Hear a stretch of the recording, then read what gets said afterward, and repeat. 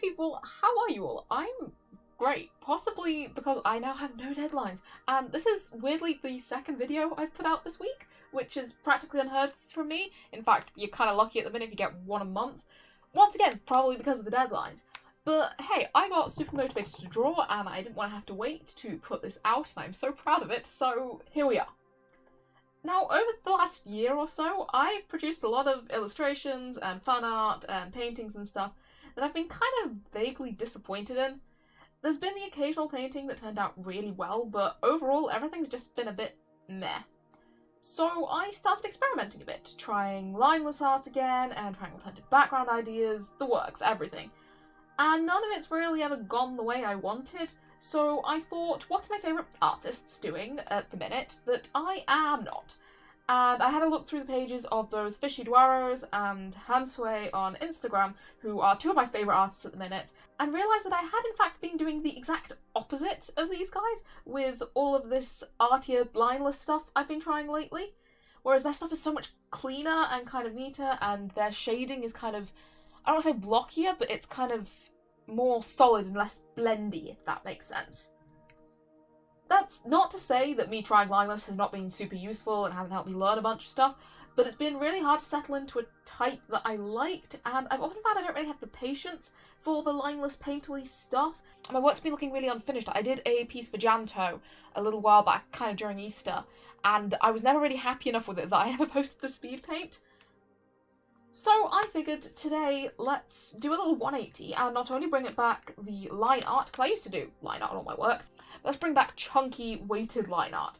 And I am so happy I did, because this painting was so much fun and I'm so happy with how it looks. So having decided what I wanted to attempt, I obviously had to choose what image to test it on. I was originally going to go in a completely different direction here, and had planned to draw Ida and Rain from the Owl House. I finished that show recently, it was beautiful, it made me want to cry, and I'd sketched out a pose and everything. I love these characters. But despite the fact that cartoony characters like this are probably more suited to trying a heavy line art style than, live action actors, I could not get the sketch right to save my life. I couldn't get either of their faces to look good, particularly Rain, which is a shame because they are one of my favourite characters and they're so cute. And I just couldn't get the face right. And I knew that if I didn't have a good solid sketch I was happy with, then the line art I did was going to look bad kind of regardless. So I was sort of stuck. Then I fell back down the Sandman rabbit hole. The Sandman's actually a show I have really mixed feelings on, not because there's anything wrong with it. In fact, it's almost the opposite. It's brilliant. It has such fun characters and amazing world building, and just generally a really interesting concept and idea. But it's a touch too gory for me. I'm not really in on the whole horror thing. And so I've actually only watched it through once, maybe 1.5 times, because there are certain episodes which just make me feel a little bit ill to watch. Which is fine, I am obviously not the target audience for this. 90s kind of dark horror comics was never really my vibe. But it has, unfortunately, left me with very little to kind of temper my current obsession with it. Luckily, fanfiction exists, which means I can happily filter for cute found family fluff and shenanigans, and leave the horror thriller stuff for the rest of you who actually enjoy it. And those fanfictions are kind of what inspired this piece, because I just couldn't help drawing something for the obligatory what if Hob saved Dream from the Fishbowl scenario. That there are hundreds of pieces that kind of fit into this category.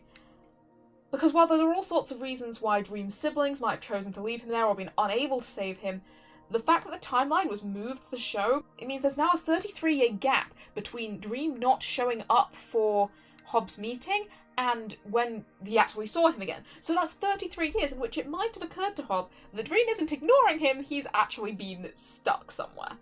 Plus there are a load of other super fun versions of this kind of trope where Hob finds out about the rumours about there being a devil in the Burgess basement, or when Death goes to Hob for help because he can intervene where she can't. Not to mention all the adorable kind of hurt comfort vibes you're going to get by imagining that Dream's powers don't return immediately and Hob has to look after him, and I love that vibe. Plus Hobgadling is probably my favourite character in the entire show. It's a bit like everybody needs a Samwise Gamgee, everybody needs a Hobgadling. This man is far from perfect, but he's so earnest and optimistic and has so much faith in the world and humanity, and I just love that for him, he's so cool. But anyway, I was reading one of these stories one day, and I suddenly had a really vivid image of Hob carrying Dream out of the basement, and my brain automatically then jumped to link it to a scene from the latest season of Doctor Who, of all things, in which Yaz carries the injured, regenerating Doctor back to the TARDIS, and there's this beautiful kind of red sun setting in the background, I think. I can't exactly remember, it was a while since I watched it. In fact, I nearly drew that scene when I first saw it, but I don't tend to have the energy and motivation to finish screen cap copied pieces of art. I like to do things that are a bit more from my imagination. But here, with the broken fishbowl in the background, kind of as like a framing thing, I just couldn't resist trying it out. I did a little sketch doodle, and I think it looks so cool.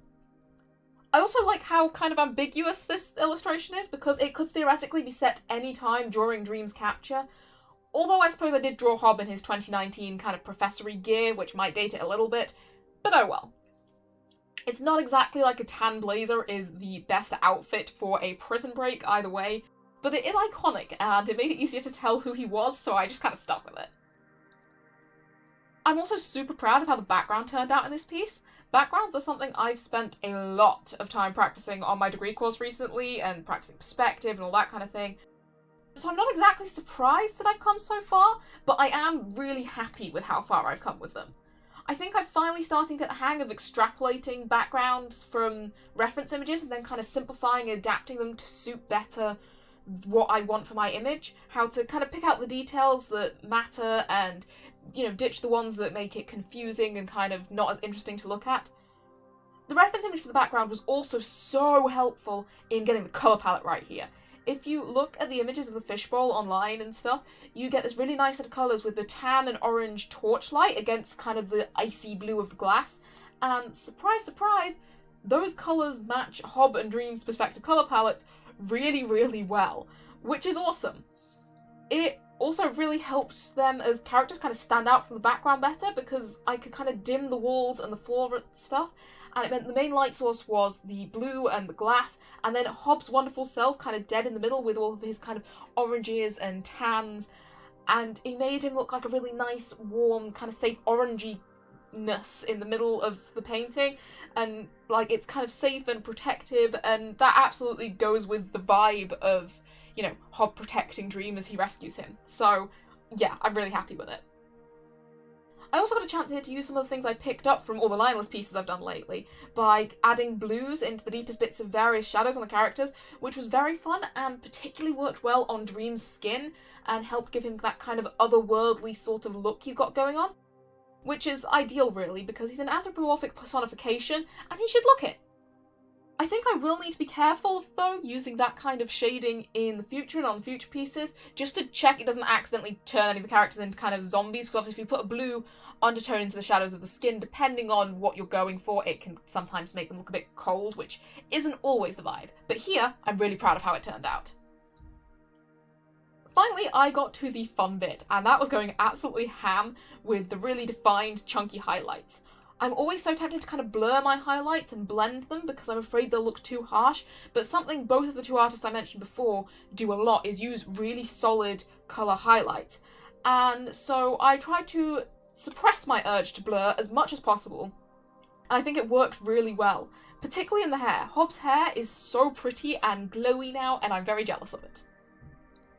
I also like to think I did a pretty good job at trying some of these newer methods and blending them really well with my current style, and things I've learnt from painting and things I've observed in others' work, such that it still looks like something I drew as opposed to veering too closely into any of these other styles I've tried.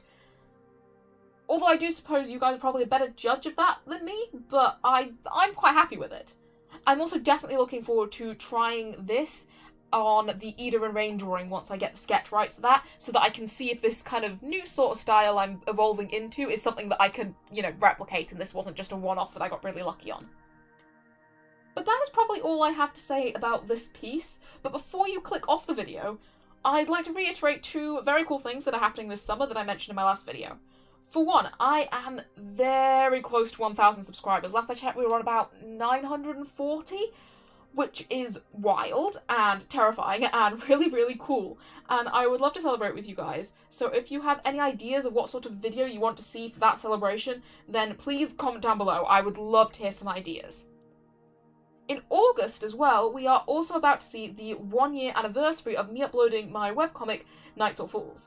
If you haven't read it, maybe go check it out. It's a fun kind of adventure story full of chaotic nights and bisexual damsels, and it's very cool, very fun. I'm very fond of it.